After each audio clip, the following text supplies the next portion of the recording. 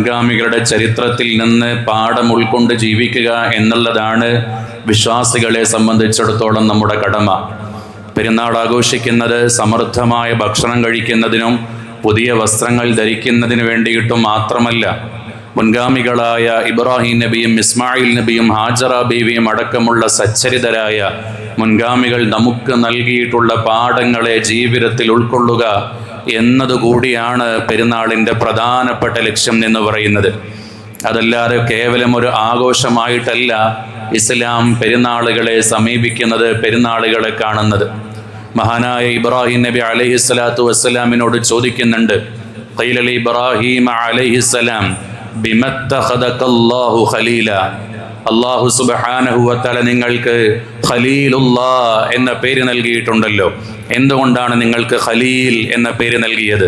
ചരിത്രത്തിൽ അങ്ങനെ അനേകം പേരുകൾ കാണാം. ഹബീബുന സയ്യിദുന റസൂലുള്ളാഹി സ്വല്ലല്ലാഹു അലൈഹി വസല്ലമ തങ്ങൾക്ക് നൽകിയ പേര് ഹബീബാണ്. ഇതുപോലെ കലീമുല്ലാഹി മൂസ അലൈഹിസ്സലാമിനെ കാണാം, ദബീഹുല്ലാഹി ഇസ്മായിൽ നബി അലൈഹിസ്സലാത്തു വസ്സലാമിനെ കാണാം. ഇതുപോലെ നിങ്ങൾക്ക് ഖലീലുല്ലാഹ് എന്ന പേര് വരാനുള്ള കാരണം എന്താണ് എന്ന് ചോദിച്ചപ്പോൾ ഇബ്രാഹിം നബി അലൈഹിസ്സലാത്തു വസ്സലാമിന്റെ മറുപടി, ഖാല ബിസലാസതി അഷ്യാ, 3 കാരണങ്ങളുണ്ട് എനിക്ക് ഖലീലുല്ലാഹ്, അല്ലാഹുവിൻ്റെ ഖലീൽ എന്ന പേര് ലഭിക്കാൻ. അതിൽ ഒന്നാമത്തെ കാരണമായി പറഞ്ഞത് ഇഖ്തർതു അംറല്ലാഹി അലാ അംരി ഗൈരിഹി, എന്ന് വെച്ചാൽ മറ്റെല്ലാ താല്പര്യങ്ങൾക്കപ്പുറത്തും ഞാൻ അള്ളാഹുവിൻ്റെ താല്പര്യങ്ങൾക്ക് പരിഗണന കൊടുത്തു. മറ്റുള്ളവരുടെ കൽപ്പനകൾക്കെല്ലാം അപ്പുറത്ത് അള്ളാഹുവിൻ്റെ കൽപ്പനയ്ക്ക് ഞാൻ പരിഗണന കൊടുത്തു. അതുകൊണ്ടാണ് എനിക്ക് ഖലീൽ എന്ന പേര് കിട്ടാനുള്ള കാരണം എന്ന് സയ്യിദുന ഖലീലുല്ലാഹി ഇബ്രാഹിം നബി അലൈഹിസ്സലാത്തു വസ്സലാം പറയുകയാണ്. ഇതായിരുന്നു ഇബ്രാഹിം നബിയുടെ ജീവിതത്തിൻ്റെ ഏറ്റവും വലിയ മുഖമുദ്ര. ഇബ്രാഹിം നബി അലൈഹിസ്സലാത്തു വസ്സലാമിൻ്റെ കാലം നമ്മളെടുത്ത് പരിശോധിക്കണം. ചുറ്റിലുമുള്ള പരിസരങ്ങൾ ഇബ്രാഹിം നബിക്ക് അനുകൂലമായിരുന്നില്ല. ബിംബാരാധകരെ കൊണ്ട്, അവിശ്വാസികളെ കൊണ്ട് തിങ്ങി നിറഞ്ഞ ഒരു നാട്ടിലാണ് ഇബ്രാഹിം നബി ദഅവത്തിന് വേണ്ടി ഇറങ്ങുന്നത്. സ്വന്തം വീട്ടിലുള്ളവർ പോലും ബിംബങ്ങളെ ആരാധിക്കുന്ന കാഴ്ചകളായിരുന്നു. ആ സമയത്ത് ചുറ്റിലുമുള്ളവരെല്ലാവരും ചെയ്യുന്നതെന്താണോ അതാണ് ശരി എന്ന് വിശ്വസിച്ചുകൊണ്ട് മുന്നോട്ട് പോയവരല്ല ഖലീലുല്ലാഹി ഇബ്രാഹിം അലൈഹിസ്സലാത്തു വസ്സലാം. മറിച്ച് ചുറ്റിലുമുള്ളവർ എന്തോ വിചാരിച്ചു കൊള്ളട്ടെ, എനിക്ക് ഏറ്റവും പ്രിയപ്പെട്ടത് അള്ളാഹുവിൻ്റെ കൽപ്പനയാണ്. ചുറ്റിലുമുള്ളവരെന്ത് ചെയ്താലും എന്നെ അത് ബാധിക്കുന്ന വിഷയമല്ല. എനിക്ക് ഏറ്റവും പ്രധാനപ്പെട്ടത് അള്ളാഹു എന്തു പറയുന്നു എന്നുള്ളതാണ്. വർത്തമാന കാലഘട്ടത്തിൽ നമ്മളെല്ലാവരും ഈ ഒരു തിയറിയിലാണ്. സമൂഹം ഇതെല്ലാം ചെയ്യുന്നുണ്ടല്ലോ, അതുകൊണ്ട് നമുക്കും ചെയ്തുകൂടെ. സമൂഹം ചെയ്യുന്ന എല്ലാ കാര്യങ്ങളും അനുവദനീയമാണ്, അത് ശരിയാണ് എന്ന കാഴ്ചപ്പാടിൽ നിന്ന് മാറി എന്ത് സാഹചര്യങ്ങൾ അനുകൂലമായിക്കോട്ടെ പ്രതികൂലമായിക്കോട്ടെ ഏറ്റവും പ്രാമുഖ്യം കൊടുക്കേണ്ടത് അള്ളാഹുവിൻ്റെ കൽപ്പനക്കാണ് എന്നുള്ളതായിരുന്നു മഹാനായ ഇബ്രാഹിം നബി അലൈഹിസ്സലാത്തു വസ്സലാമിൻ്റെ ഏറ്റവും വലിയ ആശയം എന്ന് പറയുന്നത്. അതുകൊണ്ട് ഇബ്രാഹിം നബി ഒറ്റക്കാണ് പോരാടിയത്, ആരും കൂടെ ഉണ്ടായിരുന്നില്ല. ഇബ്രാഹിം നബിയുടെ പോരാട്ടം എന്ന് പറയുന്നത് ഒറ്റക്കായിരുന്നു. ഇബ്രാഹിം നബിയുടെ മുന്നിലേക്കുള്ള വഴി അത്ര എളുപ്പമൊന്നുമായിരുന്നില്ല. നമ്രൂദിന്റെ പട്ടാളം ഇബ്രാഹിം നബി അലൈഹിസ്സലാത്തു വസ്സലാമിനെ പിടിച്ചുകൊണ്ടുപോയി കത്തിയെരിയുന്ന തീയിലേക്കിടുന്ന സംഭവങ്ങൾ, അതിൻ്റെ പശ്ചാത്തലങ്ങൾ നമുക്കറിയാം. ആ സമയത്ത് ജിബ്രീൽ മാലാഖ വരുന്നുണ്ട്.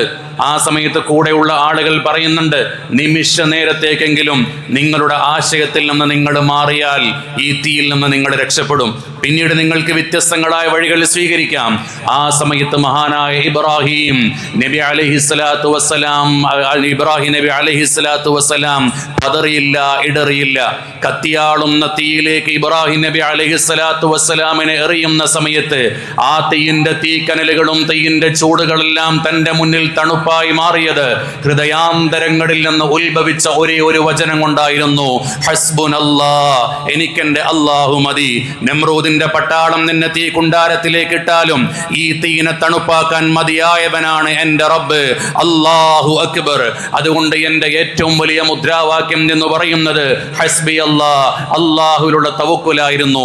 പരിശുദ്ധ ഖുർആൻ തന്നെ ഈ സംഭവത്തെ ഓർമ്മപ്പെടുത്തിക്കൊണ്ട് പറഞ്ഞത്, തീയിലേക്കിട്ട നേരം ആ തീയിന്റെ ചൂട് തണുപ്പായി മാറി എന്നുള്ളതായിരുന്നല്ലോ. പരീക്ഷണങ്ങൾ അവിടെ കഴിഞ്ഞോ? ഇല്ല. ആറ്റുനോറ്റ് തന്റെ വാർദ്ധക്യ കാലത്ത് തനിക്ക് പ്രിയപ്പെട്ട സന്താനം ഉണ്ടാകുന്ന ചരിത്രങ്ങൾ നമുക്കറിയാം. ആ സന്താനത്തെ ബലിയറുക്കുന്ന കാര്യങ്ങൾ നമുക്കറിയാം. ആറ്റുനോറ്റുണ്ടാകുന്ന സന്താനമാണ്. ആ സന്താനത്തെ നൽകിയ പ്രിയപ്പെട്ട ഭാര്യയാണ് മഹദിയായ ഹാജറ ബീവി അലൈഹിസ്സലാം. ഹാജറ ബീവി റളിയല്ലാഹു തആല അൻഹ.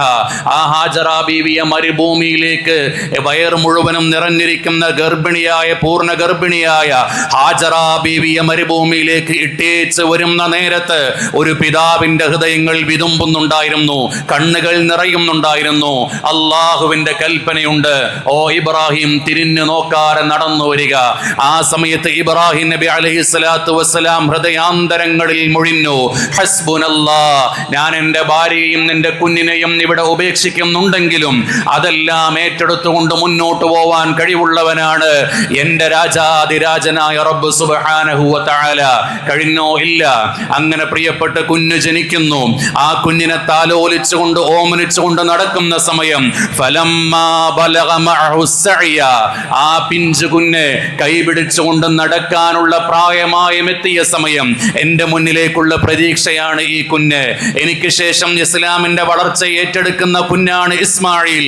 ആ ഇസ്മായിൽ നബി അലൈഹിസ്സലാത്തു വസ്സലാമിന്റെ കൈകൾ പിടിച്ച് നടക്കുന്ന സമയത്താണ് അള്ളാഹുവിന്റെ സ്വപ്ന ദർശനം വരുന്നത്.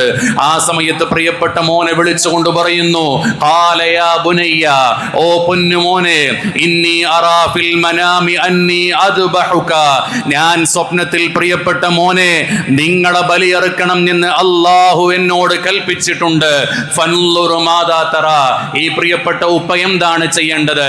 എൻ്റെ മോനെ കണ്ടുകൊണ്ട് കൊതി തീർന്നിട്ടില്ല, എൻ്റെ മോന്റെ സംസാരം കേട്ടുകൊണ്ട് എൻ്റെ ആഗ്രഹങ്ങൾ തീർന്നിട്ടില്ല.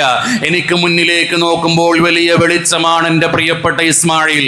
പക്ഷേ ആ ഇസ്മായിലിനെ ബലിയറുക്കണം എന്ന് അള്ളാഹുവിന്റെ കൽപ്പനയുണ്ട്. എന്താണ് മോനെ ഞാൻ ചെയ്യേണ്ടത് എന്ന് ചോദിച്ചപ്പോഴാണ് അനുസരണയുടെ പ്രതീകമായ ഇസ്മായിൽ നബി അലൈഹിസ്സലാത്തു വസ്സലാമിന്റെ മറുപടി, ഖാല യാ അബതി ഇഫ്അൽ മാ തുഅ്മർ, ഓ എൻ്റെ പ്രിയപ്പെട്ട ഉപ്പ, അങ്ങെന്തിനാണ് എന്നോട് അഭിപ്രായങ്ങൾ ചോദിക്കുന്നത്? ഇഫ്അൽ മാ തുഅ്മർ, എന്താണോ അള്ളാഹു അങ്ങയോട് കൽപ്പിച്ചതെങ്കിൽ അതിനെ അങ്ങ് നടപ്പാക്കുക. എന്നെ ബലിയെറുക്കണം എന്ന് പറഞ്ഞിട്ടുണ്ടോ, അങ്ങ് ബലിയെറുക്കുക. എനിക്കതിൽ പരാതികളില്ല, എനിക്കതിൽ പരിഭവങ്ങളില്ല. ആധുനിക കാലത്ത് എൻ്റെ ജീവിതമാണ്, എൻ്റെ ചോയ്സ് ആണ്, my life is my rules, എൻ്റെ ജീവിതം എൻ്റെ ചോയ്സുകളാണ് എന്ന് പറഞ്ഞുകൊണ്ട് രക്ഷിതാക്കളെ അനുസരിക്കാതെ ഗുരുനാഥന്മാരെ നിരാകരിച്ചുകൊണ്ട് എൻ്റെ ഇഷ്ടങ്ങൾക്കനുസരിച്ചുകൊണ്ട് ജീവിക്കണം എന്ന് പറയുന്ന പുതുതലമുറകൾ, ജൻസി ജനറേഷനുകളിൽപ്പെട്ട അല്പം മക്കളെങ്കിലും കേൾക്കേണ്ടതാണ്. അനുസരണയുടെ പ്രതീകമായ ഇസ്മായിൽ നബി അലൈഹിസ്സലാത്തു വസ്സലാമിന്റെ മറുപടി, എൻ്റെ ജീവിതത്തെക്കാൾ, എൻ്റെ സ്വപ്നങ്ങളെക്കാൾ, എൻ്റെ പ്രതീക്ഷകളെക്കാൾ എനിക്ക് പ്രാധാന്യമുള്ളത് എൻ്റെ ഉപ്പയോട് അള്ളാഹു എന്താണോ കൽപ്പിച്ചതെങ്കിൽ ആ കൽപ്പനക്കാണ് പ്രാധാന്യം എന്ന് പറഞ്ഞ പ്രിയപ്പെട്ട മകന്റെ പേരാണ് സയ്യിദുനാ ഇസ്മായിൽ അലൈഹിസ്സലാത്തു വസ്സലാം. അങ്ങനെയുള്ള അനുസരണയുടെ പ്രതീകമായ ഇസ്മായിൽ നബി അലൈഹിസ്സലാത്തു വസ്സലാമിനെ ഓരോ പെരുന്നാൾ കാലത്തും നമ്മൾ വീണ്ടും വീണ്ടും വായിച്ചുകൊണ്ട് ഇസ്മായിൽ നബിയുടെ ജീവിതത്തെ നമ്മുടെ ജീവിതത്തിൽ പകർത്താൻ നമ്മൾ തയ്യാറാകണം. അല്ലാഹു തആല തൗഫീഖ് നൽകി അനുഗ്രഹിക്കുമാറാകട്ടെ. ദിവസങ്ങളേറെ കഴിയുന്നില്ല, തന്റെ തീരുമാനങ്ങളുമായി പ്രിയപ്പെട്ട ഉപ്പ മുന്നോട്ട് പോകുന്നു. പ്രിയപ്പെട്ട കുഞ്ഞിനെയും പിടിച്ച് ബലിക്കല്ലിലേക്ക് കിടത്തിക്കൊണ്ട് വെള്ളം കൊടുക്കുന്ന നേരം, അല്ലെങ്കിൽ കത്തി മൂർച്ച കൂട്ടി അറുക്കുന്ന നേരത്താണ് അള്ളാഹുവിന്റെ കൽപ്പന വരുന്നത്. വനാദൈനാഹു അയ്യാ ഇബ്രാഹിം, ഓ ഇബ്രാഹിം നബിയെ, ഖദ് സദ്ദഖത റുയ, നിങ്ങൾ കണ്ട സ്വപ്നത്തെ നിങ്ങൾ സാക്ഷാത്കരിച്ചിട്ടുണ്ട്, നിങ്ങൾ കണ്ട സ്വപ്നത്തെ നിങ്ങൾ സാക്ഷാത്കരിച്ചിട്ടുണ്ട്. ഇന്ന ഹാദാ ലഹുവൽ ബലാഉൽ മുബീൻ, തീർച്ചയായും ഇത് വല്ലാത്തൊരു പരീക്ഷണമായിരുന്നു അങ്ങക്ക്. അങ്ങയുടെ ഈമാൻ എത്രത്തോളമാണ് എന്ന് നോക്കുന്നതിനുള്ള പരീക്ഷണമായിരുന്നു.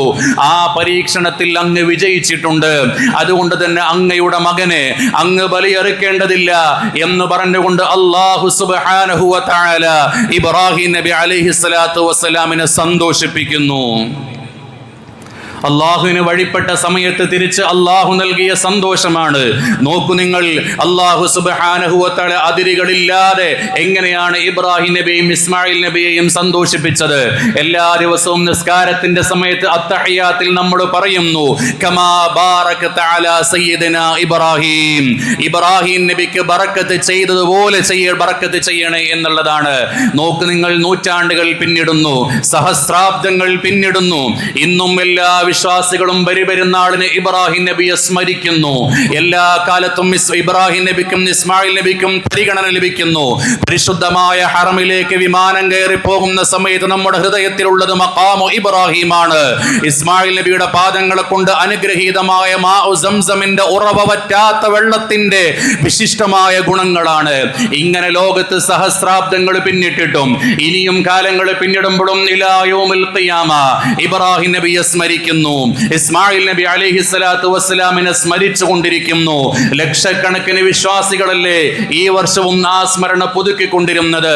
ഇതിൽ നിന്നെല്ലാം നമ്മൾ മനസ്സിലാക്കേണ്ടത് എല്ലാത്തിന്റെയും അപ്പുറത്ത് അള്ളാഹുവാണ്, എല്ലാ കൽപ്പനയുടെയും അപ്പുറത്ത് അള്ളാഹുവിന്റെ കൽപ്പനയാണ് എന്ന വിശ്വാസം.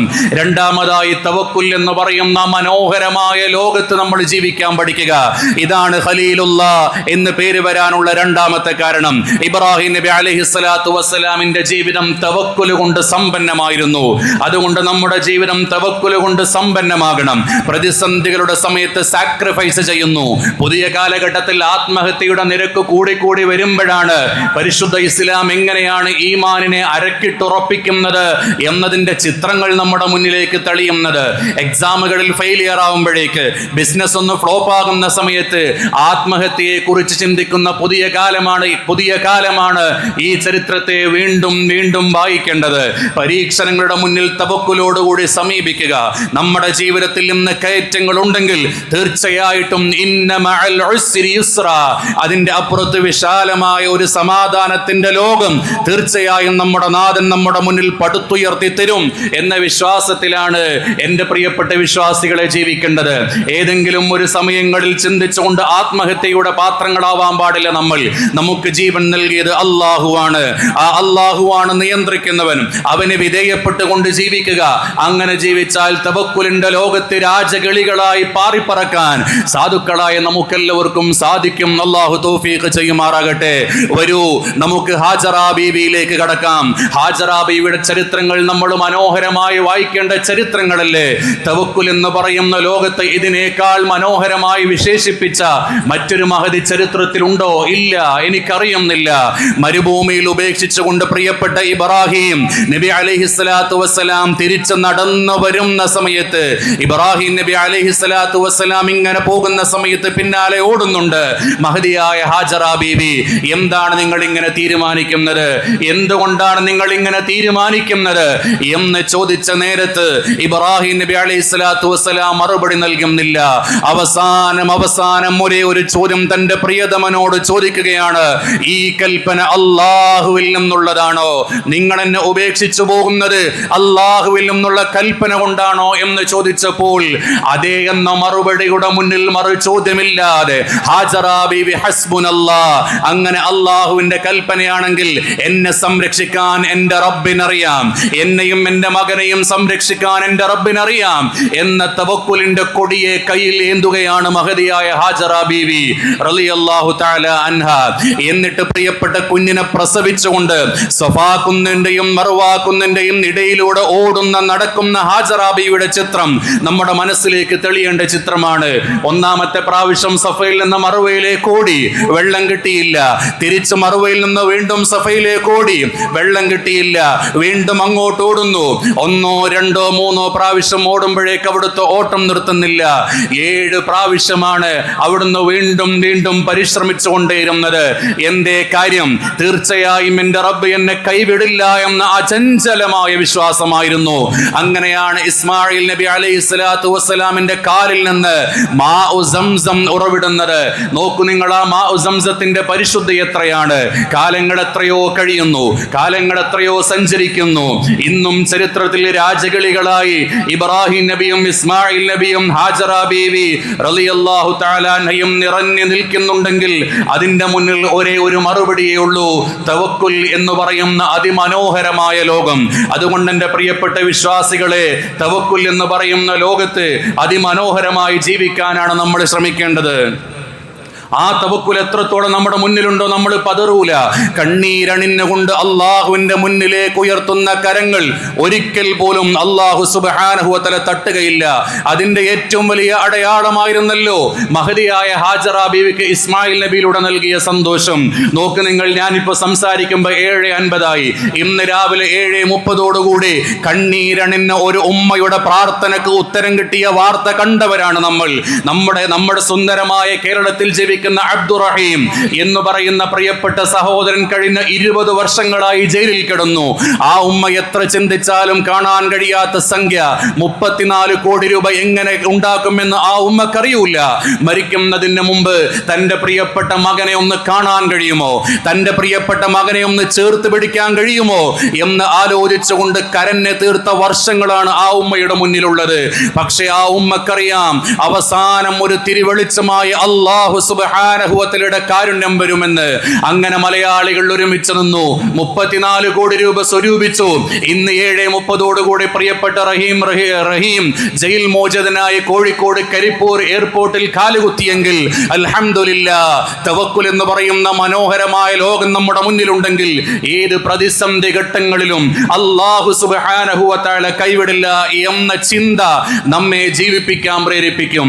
ഈ സമയത്ത് എന്നോട് നിങ്ങളോട് ചോദിക്കേണ്ട ചില ചോദ്യങ്ങളുണ്ട്. ഇബ്രാഹിം നബിയുടെ ത്യാഗം എത്രയാണ്?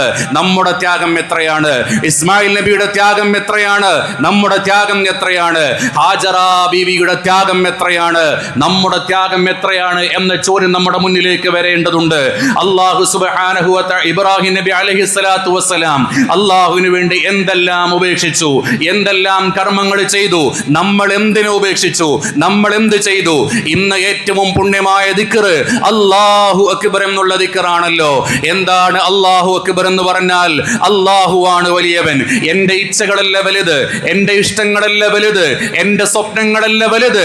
അതിൻ്റെ എല്ലാ മുന്നിലാണ് അല്ലാഹു അക്ബർ.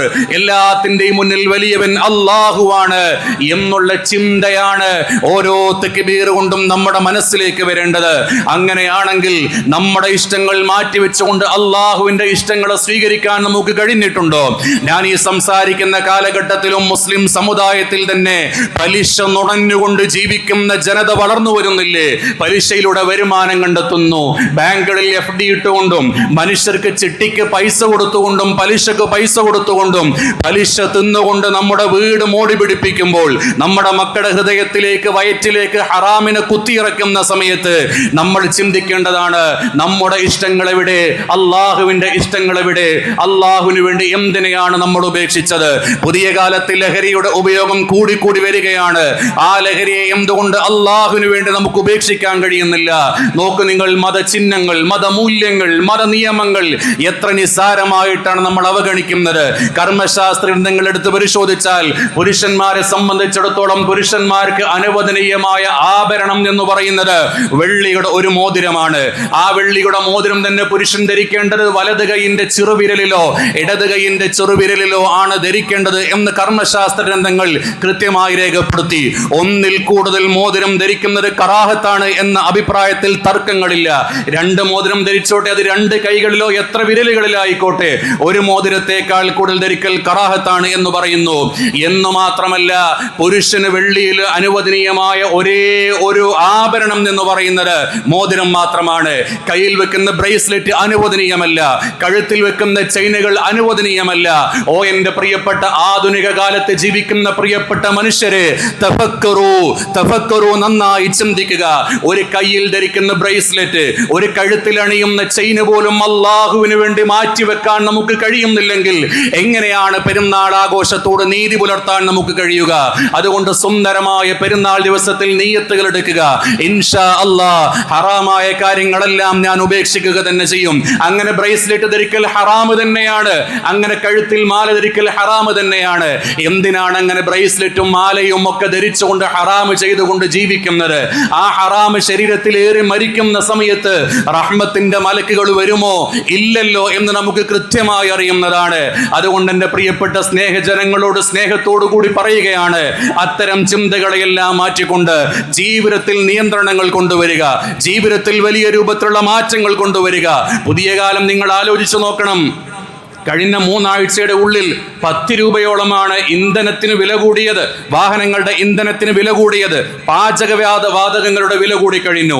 എന്ന് വെച്ചാൽ സാമ്പത്തികമായ ബഡ്ജറ്റുകൾ ക്രമീകരിക്കാൻ നമ്മൾ തയ്യാറാവുക.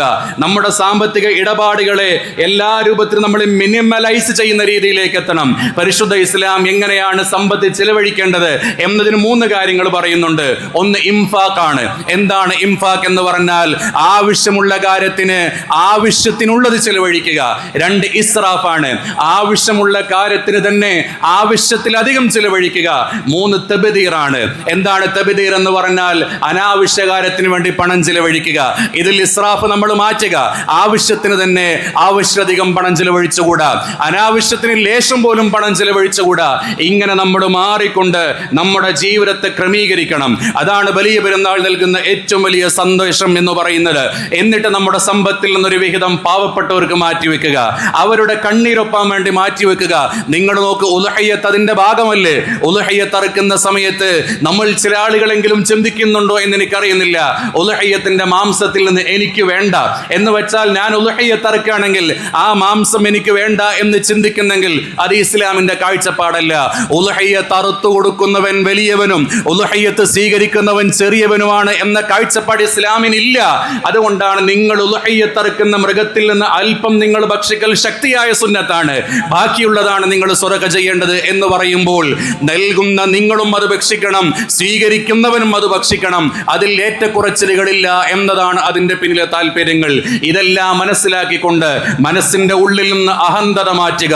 അല്ലാഹു അക്ബർ, അല്ലാഹു അക്ബർ, ഏറ്റവും വലിയവൻ അല്ലാഹുവാണ് എന്ന ചിന്തയോടുകൂടി ജീവിക്കാൻ വേണ്ടി തയ്യാറാവുക. അല്ലാഹു തൗഫീഖ് ചെയ്യുമാറാകട്ടെ. വിധേയപ്പെട്ടുകൊണ്ട് ജീവിക്കുക. അല്ലാഹു തൗഫീഖ് ചെയ്യുമാറാകട്ടെ എന്ന് ഈ പെരുന്നാൾ സന്ദേശമായി നിങ്ങളോട് ഓർമ്മപ്പെടുത്തുകയാണ്. ഇൻഷാ അല്ലാഹ് നമ്മുടെ പെരുന്നാൾ നിസ്കാരത്തിലേക്ക് പ്രവേശിക്കുന്നു. പ്രത്യേകം ശ്രദ്ധിക്കേണ്ടത്, ഉദ്ഹിയ്യത്ത് കർമ്മം ഇതിന് ശേഷം വരുന്നുണ്ട്. അതിനൊരു സിസ്റ്റമാറ്റിക് ഓർഡറൊക്കെ ഇവിടെ ക്രമീകരിച്ചിട്ടുണ്ട്. അതിനോടെല്ലാവരും വിധേയപ്പെടുക. പ്രത്യേകം ഓർമ്മപ്പെടുത്താനുള്ള കാര്യം, ഉദ്ഹിയ്യത്ത് അറുക്കുന്നതിൻ്റെ മുമ്പ് നിർബന്ധമായിട്ടും നിങ്ങൾ നിയ്യത്ത് കരുതിക്കൊള്ളണം. നിയ്യത്ത് മറന്നുപോയിട്ട് ഒരു 3-2 സെക്കൻഡ് കൊണ്ട് അറിവ് കഴിയും. അറുത്തതിന് ശേഷം ഞാൻ നിയ്യത്ത് മറന്നല്ലോ എന്ന് പറഞ്ഞതുകൊണ്ട് കാര്യമില്ല, ആ ഉദ്ഹിയ്യത്ത് നമുക്ക് കിട്ടൂല. അതുകൊണ്ട് നിർബന്ധമായും തിരക്കൊന്നും കൂട്ടണ്ട, ഒരെണ്ണം കഴിഞ്ഞ് അടുത്ത് അറുത്താൽ മതി. ആദ്യം അറുത്ത ആള് ആദ്യം സ്വർഗത്തിൽ പോകുന്നില്ല, ഒരെണ്ണം കഴിഞ്ഞ് അടുത്ത് അറുത്താൽ മതി. നിയ്യത്ത് മറന്നുകൂടാ. അതുപോലെ ഉദ്ഹിയ്യത്തിൻ്റെ തോല് അത് ക്രയവിക്രയം ചെയ്തുകൂടാ, നമ്മൾ വിൽപ്പന നടത്തിക്കൂടാ. അത് പാവപ്പെട്ടവന് സ്വതക്കയായി കൊടുക്കുക. അവനത് എന്തോ ചെയ്തോട്ടെ, നമ്മൾ ഡയറക്റ്റ് വിൽക്കാൻ പാടില്ല. ഞാൻ മുമ്പ് പല ആവർത്തി മിഹ്റാബിൻ്റെ മുന്നിൽ നിന്ന് ഇതെല്ലാം പറഞ്ഞതുകൊണ്ടാണ് സുദീർഘമായി ഞാൻ അതിലേക്ക് പ്രവേശിക്കാത്തത്. അതുകൊണ്ട് ആ കാര്യം എല്ലാവരും ശ്രദ്ധിക്കുക.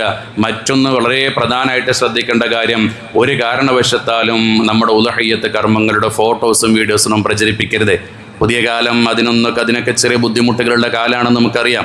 നമ്മുടെ സ്റ്റാറ്റസിലൊന്നും വേണ്ട, ഫാമിലി ഗ്രൂപ്പിലും വേണ്ട. അങ്ങനത്തെ ഫോട്ടോ എടുത്ത് ഇതാരെയും കാണിക്കാനല്ലോ, അള്ളാഹിനെ കാണിക്കാനുള്ളത്. അള്ളാഹ് നന്നായി കാണുന്നുണ്ട് എന്ന് മനസ്സിലാക്കിയിട്ട് അത് പ്രചരിപ്പിക്കുന്ന രീതി ഉണ്ടാവാൻ പാടില്ല എന്ന് ഓർമ്മപ്പെടുത്തുന്നു.